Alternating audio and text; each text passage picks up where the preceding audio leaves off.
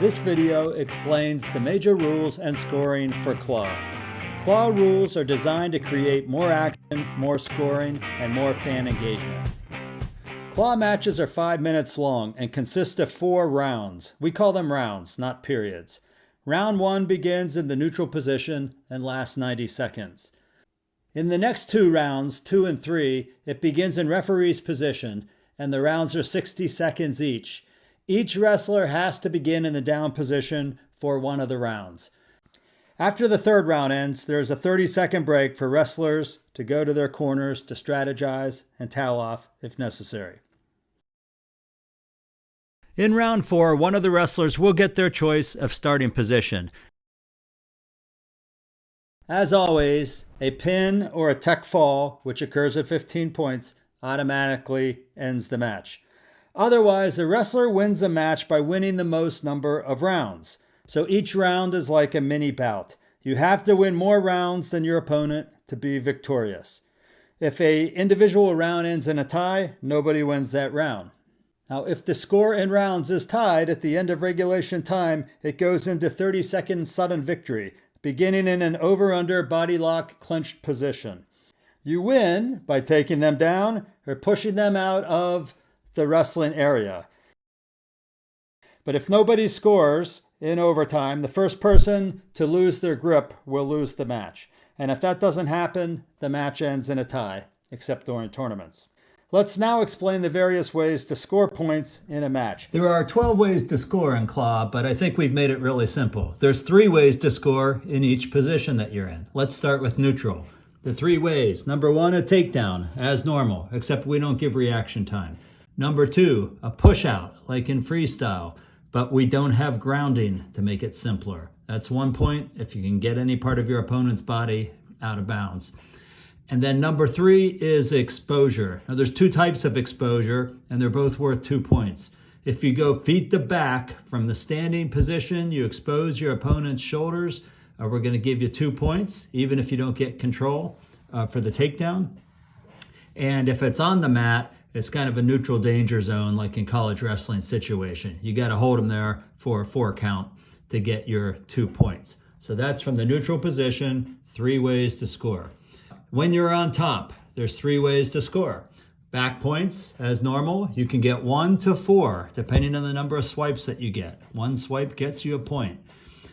Riding time, we don't have a clock, but if you ride an opponent for an entire round, you'll get 2 points for doing that. And then number 3 is you can get a pylon point. And the pylons are the orange pylons stationed on the outside of the mat.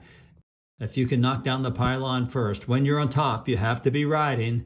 It's only mat wrestling. You'll get a point for doing so. When you're on bottom, 3 ways to score. The traditional escape for 1, a reversal for 2, and then the pylon point again for 1 point. If you can get there and knock it down first, you get 1 point on bottom. If it is a tie, or if the refs can't tell who knocked it down first, no points will be given. And then last but not least, sort of in the other category, the final 3 ways to score. The first is a quick score bonus. If you score in the first 10 seconds of any round, you get an extra point. So that could be a 2-point escape if you get out quick, a 3-point reversal, a 3-point takedown, of course. So an extra point for action right on the whistle. Then number 2 is a penalty point. The traditional penalty points for locking hands, grabbing a uniform, that type of thing. And then there's stalling. If the official believes you aren't actively wrestling, you will be warned for stalling. The warning happens by either of the officials pointing their fist right at you and giving a verbal warning. It's basically like being put on notice. The ref saying, you're not doing anything now, you need to do something quick or I'm going to hit you for stalling. You have a short amount of time to correct the problem. If you can then wrestle aggressively or actively and convince the ref that you're doing so, the warning goes away. You can be warned multiple times during a match. It's not like a folk style match where you get 1 warning and then it's always points. So if you get warned, you have a chance to take the warning away by wrestling. If you don't change the ref's mind, points will be awarded if both officials concur.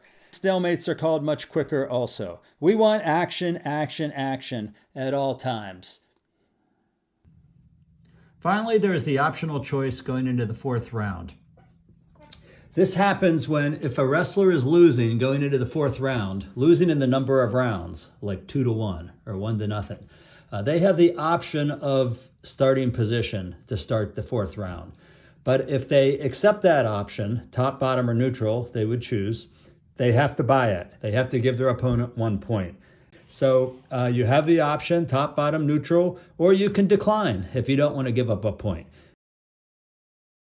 If you decline, the other wrestler gets the same choices. And if they decline, then it will go to a coin flip. So that's 1 point, which sometimes is awarded to an opponent before the fourth round starts. So there you go, the 12 ways to score, 3 ways in each position.